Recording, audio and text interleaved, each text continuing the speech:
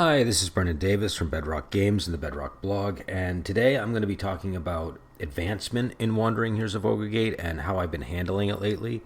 I've shifted over time towards a system that isn't used in the book. I had a whole discussion about rules I use and rules I don't use on a prior podcast, and I wanted to do this as its own thing because this has been a real process over time of me experimenting with other approaches. In the rule book, there's sort of a cumulative skill cost when you're initially making your character for your skill ranks. You get a certain number of kung fu techniques, and then once you are in the world and you're advancing, as you go up, you have to spend XP on techniques, on rituals, on expertise.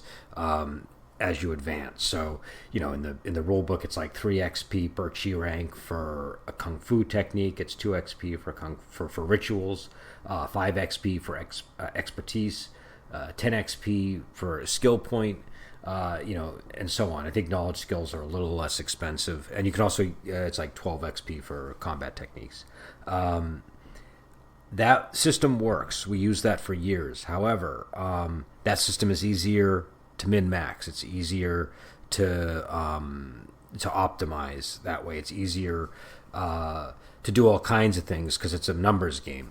But one of the principles in the rulebook that was expressed was this idea of getting kung fu and martial arts and learning things through the world. And so I started dropping the XP requirement and stopped allowing people to spend XP to get things. And now I just give people stuff based on what they're doing in the world. So if they are learning a kung fu technique, that's how they get it. If they're learning a skill, that's how they get the skill. It's very I eyeball a lot of stuff. It's not like there's a real rigid system in place. But what I found is, number one, the players are generally pretty satisfied because they get the techniques that they're training for. Everything that they're doing is a part of the world, so it's a lot more immersive. It emulates the genre better. It's harder to game, which isn't to say that you still can't make an incredibly awesome character, just that you have to do it through the world. So there's what there's less of, and also I should say what I also do when I do this is I don't give people like starting kung fu techniques, except maybe one or two that I know that they're shifu or whoever is given to them, and they can't buy techniques on the side or anything. So everything they get is from the environment. It's from the world. They have to go to a master or a manual or whatever, and that's how they get the technique. My concern about doing it that way, I think we might have mentioned it as an option in the rulebook, was there's obvious balance considerations. If there's no numerical constraint on the players with points, then they'll obviously things will get imbalanced. And to an extent, there's truth in that. Some players will advance at faster rates than others because I also advance their chi ranks this way. They don't get to chi rank 4 if they're chi rank 3 until they've mastered a chi rank 4 technique. So you do have players that are chi rank 6 and some are 3 or 4. But I've just found that that's fine. And I found overall a lot of the concerns that I had going in worrying about that, which is why I always dip my toe in it. I never fully embraced this approach. I did it usually in balance with points or something. There was always some other constraint in play. The past several times I've just done it, or at least the past 2 times, and leading up to that, we've been experimenting more and more with it. But the past 2 times, it's been purely what's in the setting. And so it's worked wonderfully. I'm probably going to write a blog entry on it because I know that these podcasts sometimes go into ether, but I want to talk about it first and then I'll blog about it later. I'm not going to be doing a revision of Ogre Gate or anything like that, but I do want to encourage people, especially if you're a GM who has mastery of the system. I think it's very important to maybe start out with the normal spending XP system that we have in the book. But I think once you've done that enough, I think you can try this system. At least try it for like one short campaign just to see how it goes. Because it really was striking to me how different the game felt as a result, and also just how much easier it was to emulate the genre.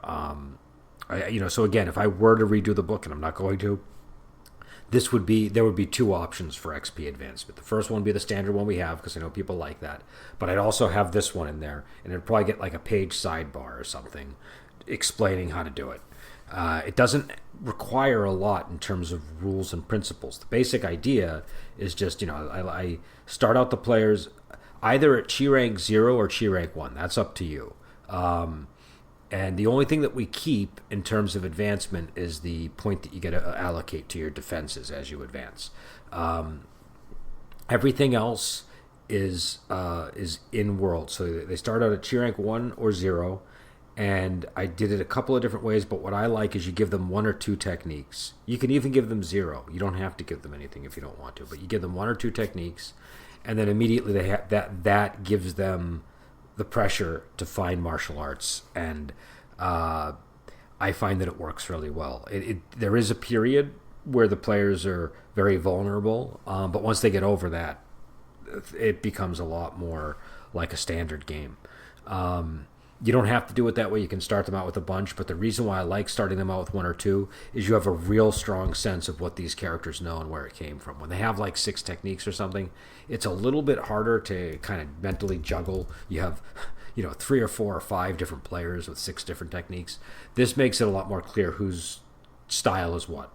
And then everything they get is all from various places in the setting where they've had, an encounter with a master or manual, or in some cases where they've just developed it on their own in some way. Again, I found it works really well. It's not going to be for every campaign, because one thing that it does lead to is characters getting a lot of different masters over the course, or not masters, but a lot of different teachers over the course of the campaign, and that might not suit every group. It might not suit every campaign that you're running. But I found that it works well. It really kind of captures sort of the, Condor Heroes kind of style, which again is something that the core book is really paying a lot of homage to. So again, just the way, and I don't know if I explained this clearly enough or not, but the way that it works is, I start them out at Chi rank 1 or 0. I give them a couple of techniques. And then every technique that they gain, they need to learn from somebody. Also, every skill that they need to improve, they have to sort of master in the course of the game. And I go by feel. You could, generally speaking, because kung fu techniques are 3 XP per Chi rank, and skill point increases are 10. Obviously, they're more valuable, so maybe you want to have those take more time. But I've been very liberal with how I've been distributing them.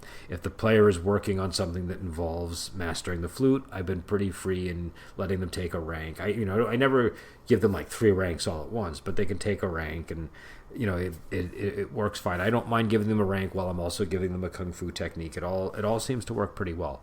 The only thing that you need to do is you need to let the players be able to tell you if, like, oh man, like, this part of my character feels like it's not getting enough attention or something, because it's a little bit on you to make sure that you're being mindful of the things that they're working on and that they're increasing or not increasing. So if you're just completely ignoring one player who's been working on something forever, that's a potential pitfall of this approach. But yeah, I've really liked this, so much so that it's probably going to be my default method. Another optional rule I want to talk about that I kind of mentioned in the past podcast, but came up again because Adam Balderstone brought it up on the thread that this has been going on in, is the fire deviation tables from Righteous Blood, Ruthless Blades really do fit pretty seamlessly into the Chi Spirit possession thing, where you could just swap them out. And so that's something that I'm intending to do here. I think that it was sort of obvious, but it was just something that I never really explored all that much.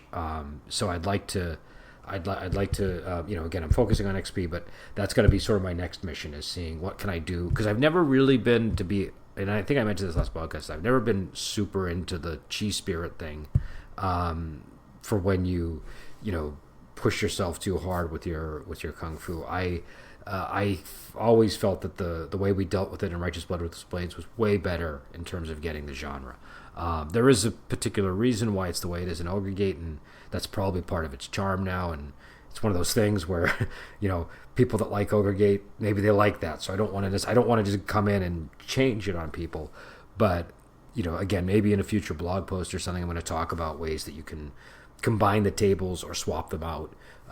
Because the ones in Righteous Blood, again, I have to look closely because maybe I'm missing something, but I think that they would work pretty well here.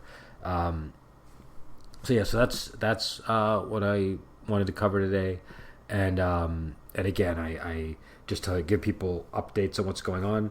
Lady 87, the Sons of Lady 87 book is available. It's been available for like a year now or something, maybe longer.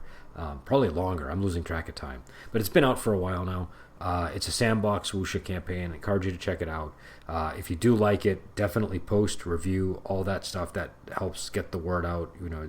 I can't emphasize enough how much that's helpful for spreading the word. And also, I have Strange Tales New England coming out. I'm sort of slowly, very laboriously going through my final edit before I send it to the editor for edits. Then he's going to send it back to me. But there's a few things I had gaps in, a few things I wanted to work on. I also have somebody playtesting the adventure that I decided to include last minute. Originally, I was going to have this one adventure, which is still in there, but I realized it's a little too Brendan for a sample adventure. I have a style when it comes to making adventures, and they're a little bit. They have a lot of moving parts. That's the thing that people often say. They have a lot of moving parts, and I think that can be confusing. And I think it's fine if you're an experienced GM or you know the system. But what I realized was needed when I was reviewing the manuscript was we really need a sample adventure that introduces concepts in the game that sort of walks you through some of the basic things that you're going to be doing in the game, and is also has a clearer structure that isn't overwhelming.